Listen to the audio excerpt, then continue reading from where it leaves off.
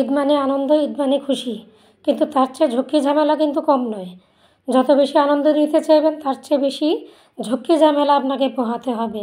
দোকানে যাবেন শার্ট কিনতে, পছন্দ হবে না, ঘুরবেন ঘুরবেন, ঘুরতে ঘুরতে কত দোকান যে দেখবেন, তারপরেও কিন্তু পছন্দেরটা মেলানো সম্ভব হয়ে ওঠে না। এইভাবে ঘুরতে ঘুরতে যখন একটা পছন্দ করে নিলেন, তাতেও কিন্তু মন খুশি নেই।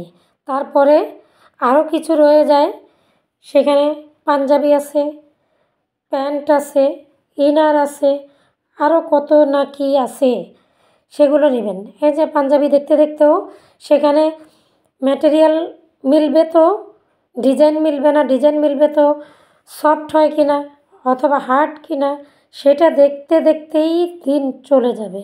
একদিন তো নয়, দিনের পর দিন, কত দিন যে যেতে হবে তার কোনো হিসাব নেই।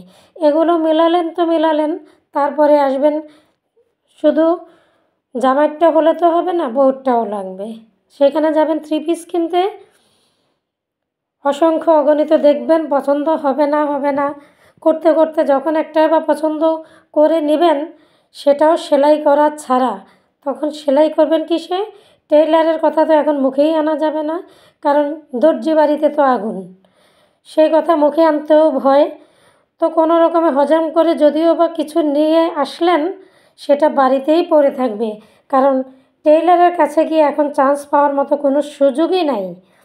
তারা আর সেই সুযোগ এখন আর আপনাকে আমাকে দিবে না।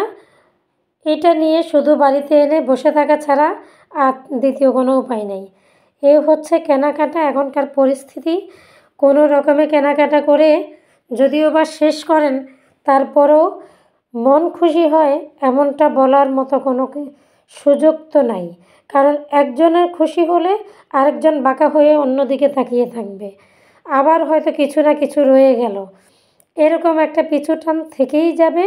এই পিছুটানগুলো শেষ করেই কেনাকাটা করে তারপর আসতে হয় বাসায়, কিন্তু সেই আশা যে খুব খুশি নিয়ে, এমনটা মোটেই নয়। মনের ভিতরে অনেক দুঃখ, কষ্ট, যাতনা নিয়ে কেনাকাটা শেষ করে বাড়ি আসবেন, কিন্তু দুঃখটা মনে থেকেই যাবে।